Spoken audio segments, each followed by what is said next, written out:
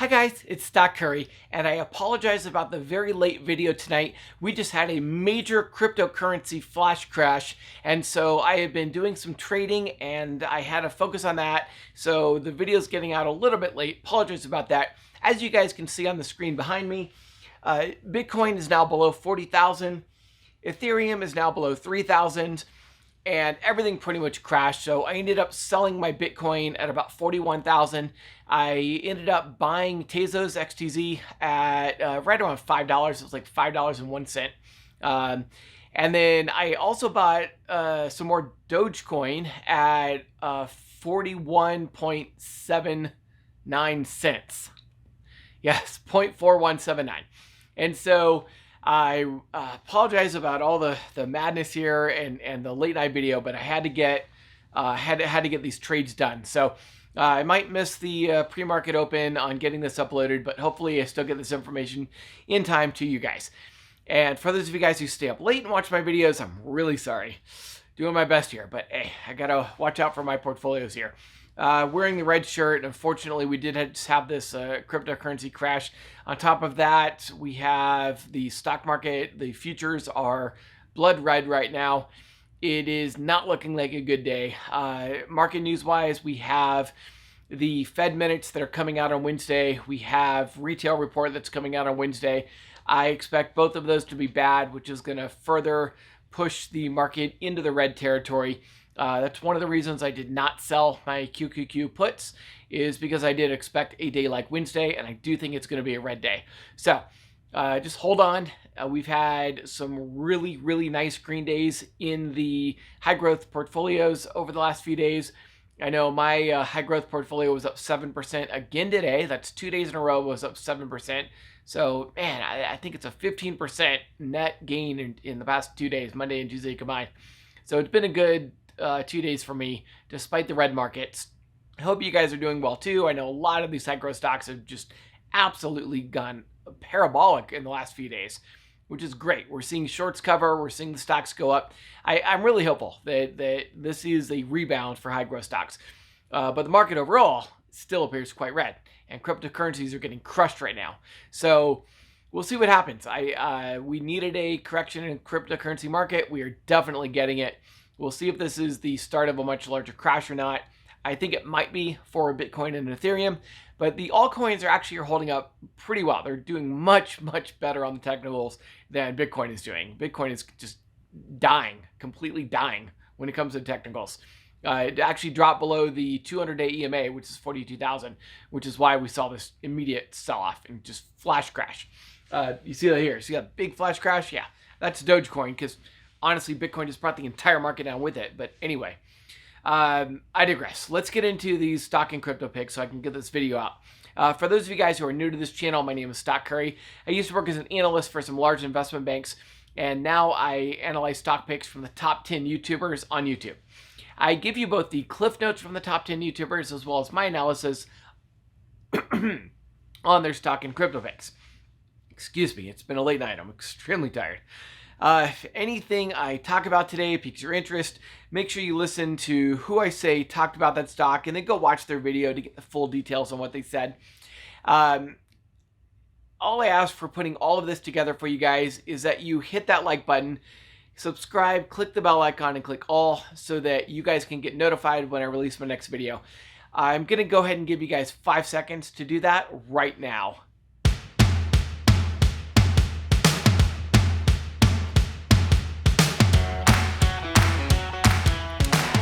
All right, before we get into today's stock and crypto picks, I just want to remind everyone that I am not a financial advisor, and none of the YouTubers I follow are financial advisors either. Today's video is strictly for entertainment purposes only. For those of you who are wondering, you are currently looking at the Webull desktop app. Webull is the app that I use for my trading, and it is also the app that I use in all of my videos. If you'd like to get 2 free stocks worth up to $1,850, you can sign up for Webull using my link in the description below. When you sign up using my link in the description below and deposit just $100, Webull is going to send you 2 free stocks worth up to $1,850. All right, let's get into today's stock and crypto picks. First up is ADA. This is Cardano. Keen and Grace let us know that Valor just launched a Cardano and Polkadot ETP. Polkadot's ticker is DOT. An ETP is an exchange-traded product, very similar to an ETF, which is an exchange-traded fund. The difference is this fund is holding crypto instead of stocks. Now this ETP is on the Nordic growth market, not any US-listed exchanges. But the fact that they started this fund means they will need to be buying these cryptos, which will put upward pressure on these two crypto prices. Next up is BNB. This is Binance Coin. Keenan Grace said that BNB is down right now due to investigation probes from both the U.S. Department of Justice and the IRS. This provides us with a buying opportunity. BNB is currently being investigated for money laundering and tax-related offenses by both Binance employees as well as customers. Now, usually the IRS will request documents from the company, such as Binance, and then audit those individuals who may have tried to evade taxes. The money laundering investigations are nothing new. Pretty much every cryptocurrency network works with the U.S. Department of Justice to help investigate money laundering claims. I think the fact that the Justice Department and IRS are interested in individuals and not the company as a whole should work out well for BNB. I think Keenan Grace is right that these investigations provide a buying opportunity. The key now is trying to figure out where BNB will bottom out, and that is a very difficult thing to guess. One possibility was around $500 where it was trading for most of the day. Another possibility is around $285 where it was trading before this most recent crypto craze started in April. Next up is BTC, Bitcoin. Elon Musk came out late Sunday night and said Tesla did not in fact sell the Bitcoin it was holding. Despite that, BTC continues to fall. BTC dropped below my critical support level of 42,000. When it did, I sold. I ended up selling at around 41,000. I see a major shift out of BTC and into altcoins right now. Some altcoins are really continuing to run up massively, especially Polygon, ticker symbol MATIC. But most cryptos are falling along with BTC. The next support levels I see for BTC are at 32,350 and 24,580. Beyond that, we have support levels at 19,550 and 12,500. I do see 12,500 as the absolute floor for BTC, but I think it could take all of 2021 and well into 2022 before it gets that low, if in fact it does drop that low. I was holding cash and did not have any plans to buy BTC anytime soon. I did end up buying Tesla's XTZ with my BTC profits. By the way, I do announce all of my buys and sells on Twitter and Facebook. So if you want to see everything I'm buying and selling as I make the trades, you can follow me on Twitter and Facebook. I have links to both of those in the description of this video. Next up is DOT, Polkadot. This crypto is unique in that it links all of the different blockchain networks such as Bitcoin, Ethereum, and Cardano together. Keenan Grace said this allows you, for example, to set a stop loss on one crypto, and when that price is reached, have DOT automatically convert that crypto into another crypto. DOT is also very fast because it spreads transactions across multiple blockchains. And it's also popular because it allows anyone to create their own secure cryptocurrency in just a few minutes. I'm considering investing in DOT soon, since we just had this recent pullback in the crypto markets overall. Next up is AMC. This is AMC Movie Theaters. Smart Trader and Zip Trader both talked about the technicals on AMC and the possibility that a major short squeeze will start on Wednesday. Smart Trader showed us how AMC has formed an ascending triangle, which is bullish. On the other hand, the RSI is overbought. The price is right at a critical level of $14.40, so Wednesday will be key for AMC. If it breaks above $14.40 on Wednesday, then it can run up higher very fast. But if it fails to break $14.40 on Wednesday, then we'll see it drop a little and enter consolidation for the rest of this week. If that happens, then Smart Trader said AMC will need to open above $14.40 on Monday next week in order to confirm the bullish pattern on the weekly chart. Next up is BNGO. This is Bionanogenomics. Keenan Grace warned us that BNGO has said that it wants to issue more shares that could put further downward pressure on the price. So if you own BNGO like I do, consider setting a stop loss in BNGO. Personally, I'll be setting my stop loss at $4.25.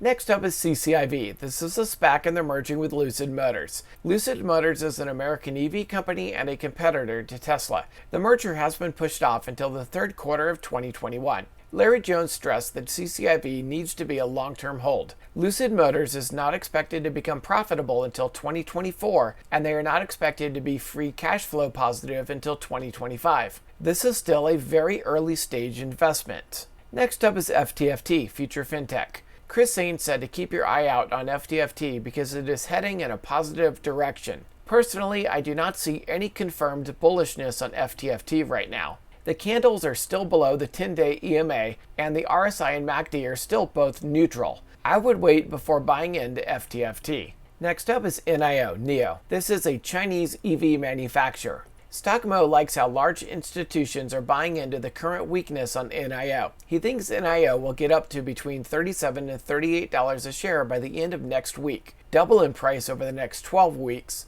and reach $100 a share by the end of 2022. He really likes buying in here, especially since large institutions are also buying the dip right now. Stockmo said any drop in price is a dip buying opportunity. Technically, NEO is looking quite bullish right now, with the candles, RSI, and MACD all rising. It still has not crossed above the 10-day EMA though, so we're still waiting for confirmation of a rebound. In the long term, Larry Jones stressed that the semiconductor chip shortage will be over soon. Larry Jones gave a 4-year price target of $215. That works out to be a 132% annual rate of return per year for the next 4 years. Next up is PLTR. This is Palantir. They're a data analytics company. Tom Nash showed us how Cathie Woods just purchased another $15 million worth of PLTR on Monday. That is on top of the over $80 million that she purchased last week.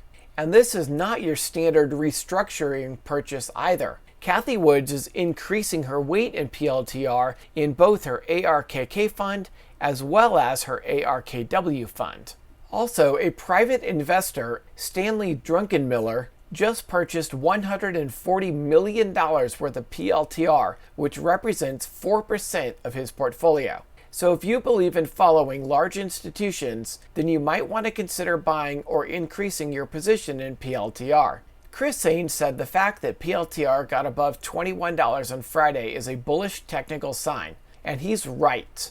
The technicals on PLTR are very bullish right now. The candles are above the 10-day and 200-day EMAs, the RSI is rising, and the MACD just formed a golden cross. PLTR is also back above a key support and resistance level. If you were waiting for a clear bottom and rebound on PLTR before buying in, we just got confirmation of the rebound on Tuesday. Next up is TSLA. This is Tesla, and they're an American EV manufacturer. Tom Nash reviewed the report that came out Monday where Michael Burry, the genius from the movie The Big Short, just made a $500 million bet against Tesla. Specifically, he bought $500 million worth of puts on TSLA. But you have to understand that this happened during the first quarter of this year, and the news is just now coming out.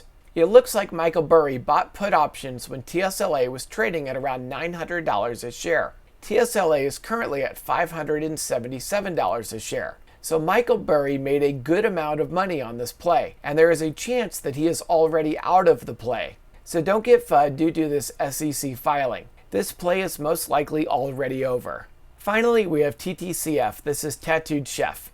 They are a plant-based foods company and a competitor to Beyond Meat. Chris Zane said TTCF is starting to take off again. The chart is looking very bullish, but it is approaching overbought. I would not be surprised to see a pullback soon, especially since TTCF failed to break through the $20 resistance level on Friday. If we do get a pullback to around $18.85, I think that would be an excellent dip buying opportunity. Alright, I hope you guys enjoyed this video and got a lot out of it. Comment down below what you're doing during this current cryptocurrency crash. If you guys want to get some free stocks, I suggest you sign up for Webull using my link in the description below. When you sign up and deposit just $100, Webull's going to send you 2 free stocks worth up to $1,850. They're also going to give me 1 free stock, so it helps you out and it also helps the channel out. Finally, remember to hit that like button, subscribe, and click the bell icon if you haven't already. I hope you have a lot of success trading. I will see you tomorrow.